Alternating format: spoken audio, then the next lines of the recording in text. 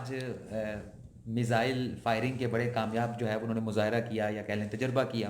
گزاری سی بات ہے کہ جنگی حالات بھی ہیں, تو پاکستان ایئر فورس جو ہے وہ اپنی تیاریاں کس طرح سے کر رہی ہے؟ دیکھیں پاکستان ایئر فورس جو ہے اس کو یوں سمجھ لیں ہر دم تیار. پاکستان ایئر فورس نے جب وقت آیا تھا فروری میں تو اس نے اپنی تیاری دکھا دی تھی نا. سر اس وقت تو پتہ تھا, ایک بار وہ بالا کوٹ میں اٹیک کر کے واپس چلے گئے تھے, پھر تو ایکسپیکٹڈ تھا کہ انہوں نے دوبارہ آنا ہی آنا. ابھی تو کچھ پتہ نہیں کب آتے ہیں. نہیں تو دوبارہ آنا نہیں, ہم نے جواب دیا تھا اس کا. وہ تو دوبارہ پھر آئے تھے تو پھر جواب دیا تھا. اگلے دن ہم نے ان کے علاقے جو تھے ان میں اٹیک کیا تھا یا نہیں, زمینی ٹارگٹ جو تھے ان کو اٹیک کیا تھا یا نہیں. بالکل. پھر ہم نے کہا کہ چونکہ بہت زیادہ تباہی ہوتی, ہم نے جان بوجھ کے وہ ٹارگٹ جو ہم نے سلیکٹ کیے تھے آلٹرنیٹ ٹارگٹ جو تھے ان کو اٹیک کیا. تو اس لیے پاکستان ایئر فورس کے پاس باقاعدہ منصوبہ بندی ہے, وہ جو کہ ہر وقت تیاری اپنی وہ جاری رکھتی ہے. اور ضروری نہیں ہے کہ ان کی طرف سے بہت بڑی بڑی خبریں آئیں, مگر اللہ کے فضل سے آپ یقین رکھیں کہ پاکستان ایئر فورس پہ جب بھی کوئی ایسا وقت آیا تو اس کا منہ توڑ جواب دے گی. سر اگر کوئی اچانک کوئی مطلب جارحیت کی جاتی ہے ایئر فورس, انڈین فورس کی جانب سے, انڈین آرمی کی جانب سے, تو کتنی دیر میں مطلب کوئک رسپانس جو ہے وہ ہماری ایئر فورس دے سکتی؟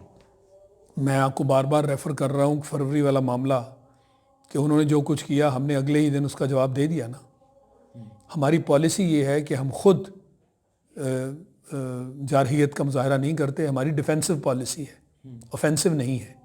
تو اس کے تحت ہم حملے نہیں کریں گے اور نہ ہمیں کرنے چاہیے.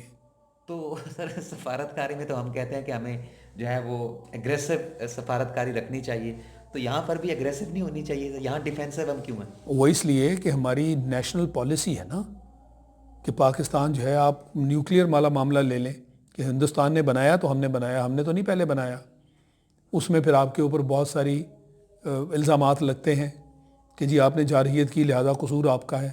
تو جارحیت عام طور پہ دنیا میں اس کو پسند نہیں کیا جاتا. پاکستان نے ایک اپنی پالیسی بنا رکھی ہے کہ ہمارے عزائم جارحانہ نہیں ہیں, ہماری جو پالیسی ہے, منصوبہ بندی ہے, وہ بھی جارحانہ نہیں ہے.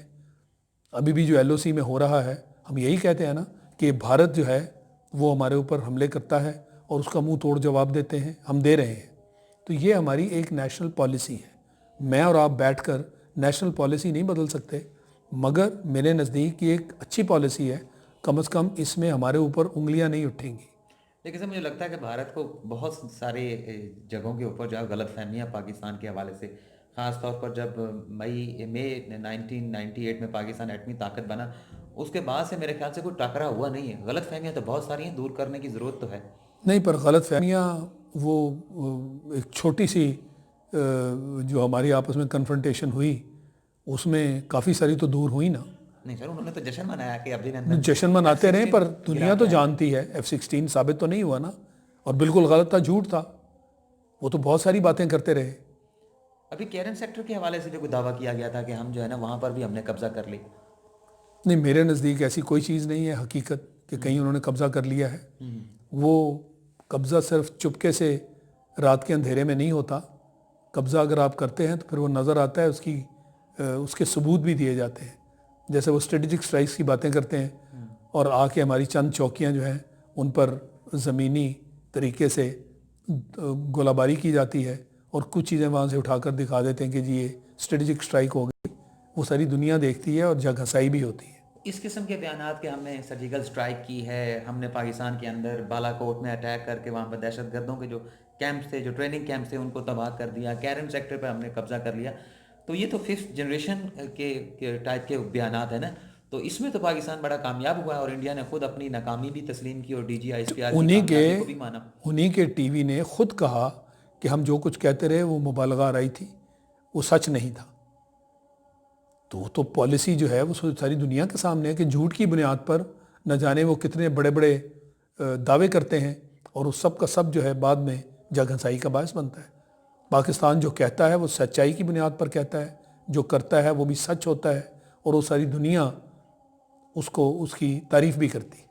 سر جی, بلاک 3 کے حوالے سے آپ نے بتایا تھا کہ اس میں ڈیولپمنٹ شروع ہو گئی ہیں, کام شروع ہو گئے ہیں. پچھلے دنوں میں نے ایک سٹوری دیکھی تھی کہ اس کا کامیاب کوئی ایکسپیریمنٹ کیا گیا آپ کے پاس سر؟ کوئی اتھینٹک معلومات ہوں گی بلاک 3 کے حوالے سے، نئے نہیں، میرے ریئیکٹر خیال کے؟ میں اس کی ڈیٹیل میں جانے کی ضرورت نہیں ہے، وہ بہت ٹیکنیکل چیزیں ہیں، اور لہٰذا ہمیں یہ سمجھنا چاہیے کہ ہم اس میں ترقی کی راہ پر ہیں، اور جو ہم نے منصوبہ بندی کی ہوئی ہے بلاک بلڈنگ اپروچ والی، وہ ماشاءاللہ بڑے زور و شور سے آگے بڑھ رہی ہے۔ ویسے سننے میں یہ آیا تھا کہ جو ایکسپیکٹ کیا جا رہا تھا اس سے بڑھ کر جو ہے وہ ایک برانڈ یا ایک ماڈل جو ہے وہ تیار ہو چکا ہے۔ وہ یہی بات ہے نا کہ جو ہم کہتے ہیں اگر جو تیار ہم کرتے ہیں اور اس کی پرفارمنس جو ہے وہ اس سے بھی بہتر ہو تو اس میں ہمیں فخر ہونا چاہیے، بالکل ایسے ہی ہے۔ ابھی سر سپریم کورٹ میں آرمی چیف کی ایکسٹینشن کے معاملے کے اوپر درخواست دائر ہو گئی، آپ اس کو کس نظر سے دیکھتے ہیں؟ حکومت کو جانا چاہیے تھا ریویو میں، حکومت کے پاس تو سنگل میجورٹی تھی جس میں وہ امینڈمنٹ کر سکتی تھی، پھر کیا سمجھتے ہیں کہ اس پر سپریم کورٹ میں جانے کی ضرورت کیا تھی؟ کوئی رسکی کام سا لگتا ہے ویسے مجھے۔ دیکھیں میرے مطابق حکومت جو ہے وہ خود ایسی چیزیں کرتی ہے جس میں بعد میں اس کو پھر بدلنا ہوتا ہے، جس کو وہ یو ٹرن کی بات کہتے ہیں، مگر ان کے پاس اس میں ایک نقطہ ہے جو اب ان کی سوچ ہے، وہ یہ ہے، وہاں تو 6 مہینے کی انہوں نے بات کر دی کہ ہم کر لیں گے، مگر بعد میں یہ سوچا کہ چونکہ یہ نقطہ ایسا ہے کہ اس پر مدت جو ہے وہ لکھنے کی ضرورت نہیں، لہٰذا وہ یہ سمجھتے ہیں کہ ماضی میں بھی ایڈ ہاک ججز، ایڈیشنل ججز، ان کی مدت جو ہے وہ بڑھاتے رہے، کوئی چیز نہیں لکھی ہوئی، تو یہ بھی اتنا بڑا دائرہ ہے، اتنا بڑا ہوتا ہے، تو وہ سمجھتے ہیں کہ یہ پرائم منسٹر کی ثوابدید ہے، اس کا استحقاق ہے، تو اس میں مدت نہیں، اس میں پرائم منسٹر جو حالات و واقعات کو سمجھے اس کے مطابق آرمی چیف کی مدت وہ ڈیسائیڈ کرے اور اسے مانا جانا چاہیے۔ انڈیا میں تو بڑا جشن ہوتا رہا جب سپریم کورٹ میں اس مقدمے کی سماعت چل رہی تھی، وہ تو سمجھ رہے تھے کہ باجوہ صاحب گئے۔ لازمی چیز ہے کہ انہیں تو آرمی چیف سے اور آرمی سے ویسے بھی کافی تکلیف ہے، آرمی چیف تو کوئی نیا بھی آ جائے گا لیکن باجوہ صاحب سے جو ہے وہ نجات لازمی حاصل کیوں چیز ہے۔ کرنا پھر چاہتے ہیں؟ دیکھیں نا، ان کی تو ایک ڈاکٹرن کے نام سے، باجوہ ڈاکٹرن کے نام سے بھی چلتی رہی ہے، اور ان کے لیے تو واقعی وہ ایک خوف کی لہر ہے جو بنی ہوئی ہے، ڈرانا خواب کہہ سکتے ہیں۔ لہٰذا وہ ان کے ڈراؤنے خواب ہیں، ان کا نام جو ہے، تو قدرتی بات ہے ہندوستان میں تو اس چیز کے اوپر شور اور تو جو یہ جو مینجمنٹ کی گئی ہے D G I S P R کے اندر، میجر جنرل آصف غفور آئے ہیں، تو یہ بھی تو باجوہ صاحب کی ڈاکٹرائن کا حصہ ہے، تو یہ بھی تو چبھ رہا ہوگا نا۔ لازمی چیز ہے، وہ تو پھر ان کی ہر جو بھی ان کی موو ہے وہ ان کو لگے گی کہ ہندوستان کے خلاف ہے، اور وہ کامیاب بھی ہو رہی ہے۔